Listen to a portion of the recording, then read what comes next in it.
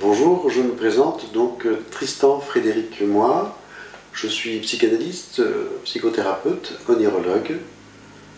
Cela veut dire que dans mon travail de psychanalyste, j'ai une action thérapeutique qui va utiliser principalement le rêve.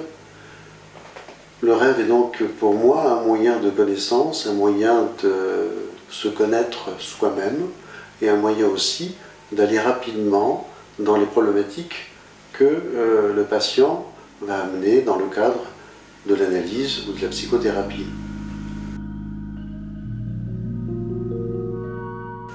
J'utilise le matériel du rêve donc de manière à mettre en évidence les névroses, les blocages, les petits traumatismes qui pourraient encore aujourd'hui mettre la personne en situation d'échec ou en situation de malaise. Le rêve permet de connecter fondamentalement avec nous-mêmes, avec le soi ou avec le point de cristallisation, ce que j'appelle le point de cristallisation, c'est-à-dire un endroit en nous qui est vraiment relatif à l'individu et uniquement à l'individu. Par le rêve, on permet donc à l'individu de dépasser les conditionnements qui sont relatifs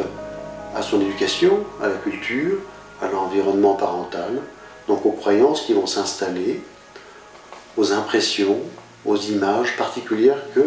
la personne développe.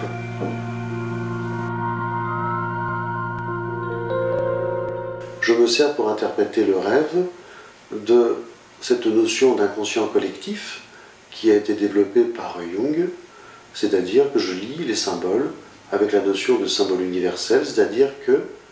le rêve contient des mots, des images qui vont être porteuses de sens, ces images, et que quand on les interprète correctement, elles permettent tout de suite de voir les problématiques. Il y a une méthode qui est de plus en plus élaborée pour permettre de fédérer les personnes qui travaillent sur le rêve autour d'une méthode qui soit construite, parce qu'il n'y en a pas actuellement. Le travail sur le rêve est une spécificité que j'ai développée, puisque dans le cadre psychanalytique que j'ai rencontré, si on aborde le rêve, très souvent, c'est fait de façon succincte, et même dans les méthodes d'enseignement que l'on propose actuellement, le travail sur le rêve n'est pas très satisfaisant, donc j'ai développé une méthode, une approche du rêve, qui évidemment est basée sur, à l'origine, l'approche de Jung, mais aussi celle de Freud, et puis je me réfère à la symbolique universelle, à la mythologie, aux légendes, donc à tout ce qui a recours au langage symbolique depuis que l'humanité pense, fonctionne, émet des signaux et utilise un langage, puisque vraiment le rêve est un langage qui a une spécificité, un mode de communication très précieux. C'est une approche qui sera très détaillée des méthodes de lecture du rêve. C'est-à-dire qu'il y a des points qui seront toujours évoqués à chaque session, des points très précis qui permettent d'appréhender le rêve comme une histoire avec des structures, et on va repérer ces structures. On peut entendre quelquefois sur l'antenne, quand j'interprète les rêves, des personnes qui ont une espèce de souffle qui sort d'eux, qui sont interpellées par l'interprétation. C'est une sorte de mini-abréaction, c'est-à-dire que la résistance de la personne est contournée par le message du rêve.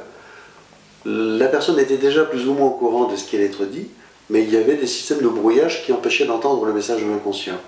Quand le rêve est interprété, tout d'un coup la personne est face à cette évidence. Effectivement, petite abréaction, il y a un souffle qui sort de la personne qui montre qu'effectivement elle est touchée,